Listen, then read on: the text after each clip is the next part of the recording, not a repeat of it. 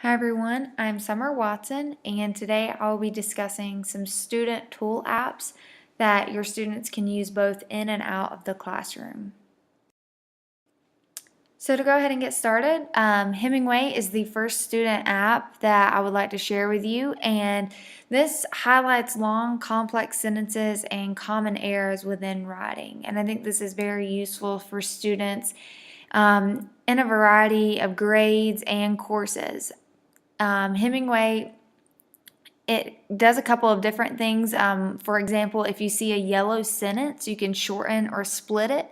And if you were to see a red highlight, that means your sentence is either so dense and complicated that your readers will get lost trying to follow its meaning. And there's so much more it goes on from there, from shortening words, using adverbs, verbs, and some different things like that. And also, there's nothing worse than misspelling or improperly writing a phrase on social media for the world to see.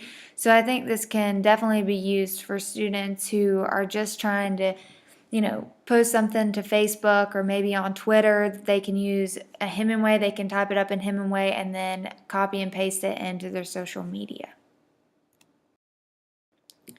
Next is Dippity, and this is a timeline website where students can both create their own timelines and view other people's timelines. So they're normally focused on major events or people's lives, and the students can also use that for those purposes as well. Dippity, it's very easy to use, and once the students inputs their information, the creation system will provide a beautifully visually timeline, which can then be embedded or printed. So students can research topics, events, or people, create their own timeline, print them out, and then turn them in as an assignment. So I think this is a great tool for students, and it's kind of fun and interactive. Next is Pocket, and this is something that I personally use on a day-to-day basis and that I really like, and I would encourage my students to like as well. We sometimes get caught up in lessons and within the day and during research, and we don't always have time to read articles like we should or further explore them, and I think Pocket is perfect for that. So it puts articles, videos, and pretty much anything else into the Pocket. So you can save directly from your browser or from apps like Twitter, Flipboard, Pulse, and Zite. So for students who may not have internet at home, as long as they have access to Pocket, they can access these articles or videos that they saved earlier in the day. And I think this is great because a lot of students do not have access to internet, but it's nice for them to be able to go home, and if they do have a phone that provides applications, they can go to Pocket and they can access these and read an article or watch a video maybe before they go to bed at night, or maybe they're on their way to a softball or basketball game and they're riding the bus and they don't have the internet connection, but they can hop on their phone and they can research and look up these articles and videos that they saved earlier in the day. So next we'll talk about Evernote, and this is pretty much note-taking like never before and extremely functional. So students can opt to use Evernote on their desktop, whether it's their browser or in their mobile device, and no matter where they use that, I personally think that they'll get a great user experience. The students can organize their notes by notebook, they can create lists, they can embed images, and they can do so much more. Evernote also has a feature like Pocket where students can save articles and videos and watch them later. My biggest thing is Evernote really just allows students to have a better experience with note taking and creating lists and really staying on task with assignments. And next we'll talk about Pixton, and I really love Pixton. I use this a lot, and I've used it a lot in both high school and college. It's relatively easy to use and offers literacy opportunities for students pretty much across a wide range of grades. Um, it does have a little bit of complexity, but once you get to understand the interface and how things work, it's really user friendly and anyone can pick up on it. There's definitely an incredible abundance of options. You can adjust graphics from facial expressions to body movements, and it's just really useful. It's a flexible platform for demonstrating learning, and the comic format lends itself to building students' thinking skills and allowing students to be a little bit more interactive and kind of express themselves through the things that they're actually learning. Next, we'll have Forest, and I think this is just a really cool app, and I'm probably going to start using it myself. While researching, I came across it, and I'd actually never heard of it before, but it's Forest, Stay Focused, Be Present. And it has a sliding scale, so you can let users select, or users can select an amount of time, like 10 minutes or 2 hours, to grow like their virtually shrub or tree. So once the user clicks on the plant or their mobile or web device, they can't use any other apps unless they're on the list of that the user creates. So you can go in and actually create your own list that you can go back out of. So like, for example, if you might need to go to Google and research something, you could put that on your list. That way your tree doesn't stop growing because you're still focused. You're just, enhancing your research.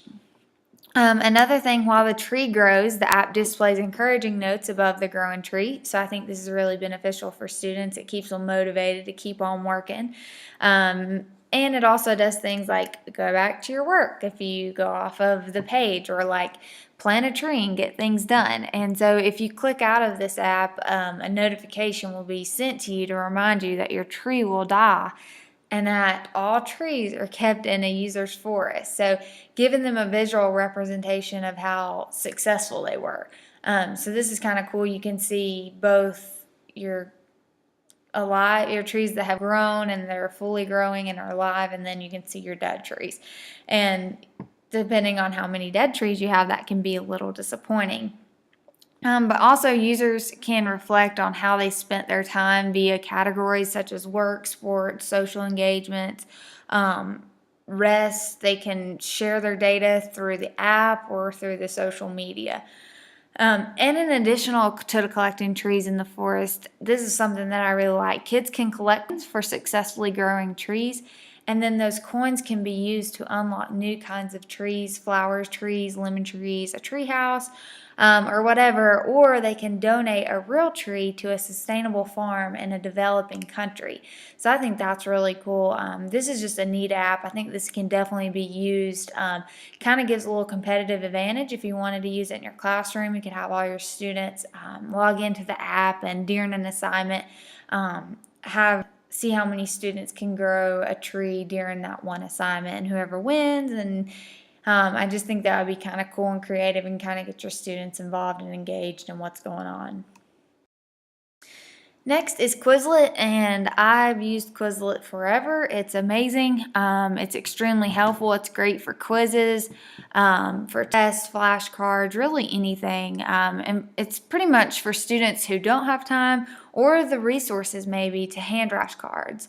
I think that's something that we often forget, that all students have access to, pencils and paper when they go home, and sometimes that's not the case. So Quizlet allows students to create their own digital flashcards, study guides, and notes that are great. These are just great pre-test prep.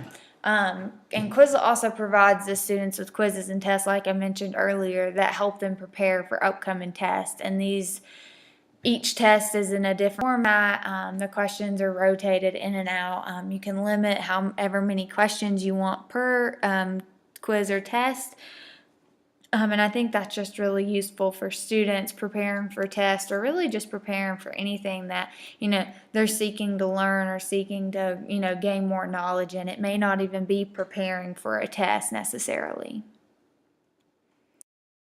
Next is Amaze, and this is great for students who are pretty much tired of your typical presentations, and I think a lot of us are kind of moving away from typical presentations. We're wanting the more integrative and fun presentations that get us motivated.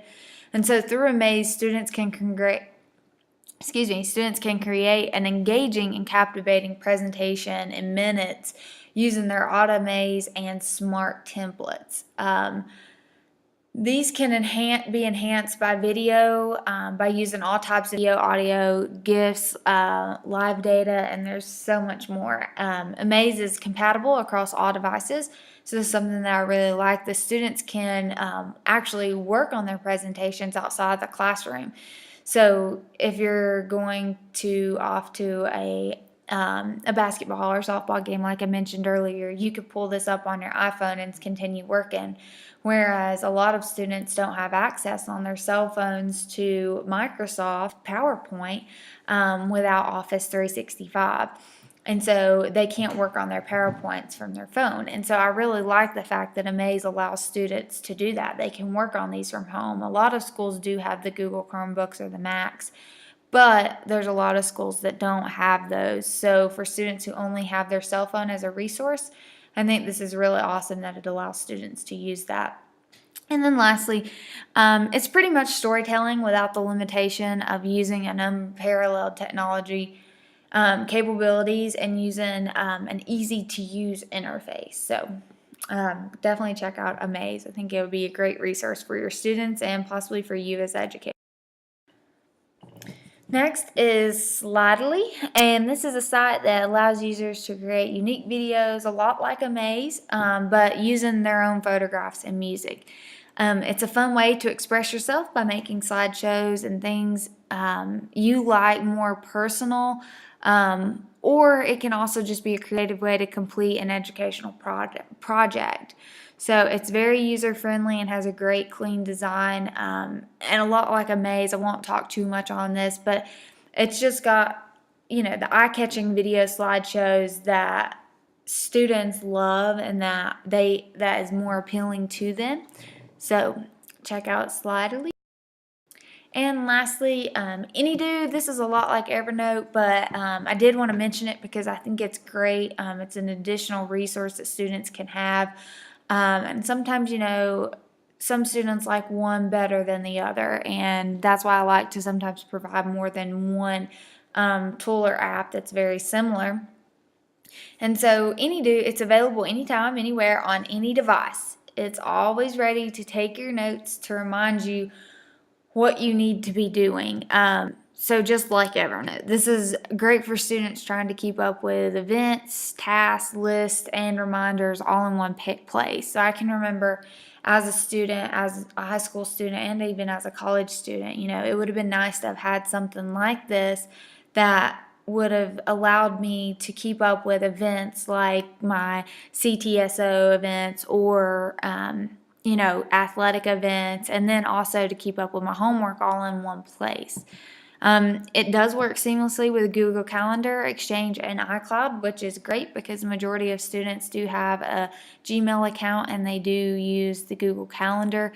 And so they can put things into their calendar and then it'll be shared on AnyDo straight to their phone. And students can customize their own theme. They can review the agenda in any way they would like, and they can even capture tasks by voice.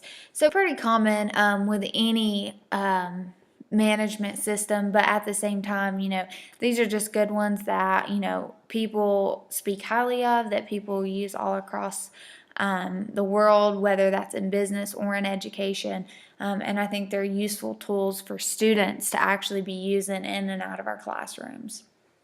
So that is all I have. I hope you guys enjoy, and I hope that you can use some of these tools as you further in your educational experience, and I hope that they're beneficial to your students and you receive a return on them. So thanks again.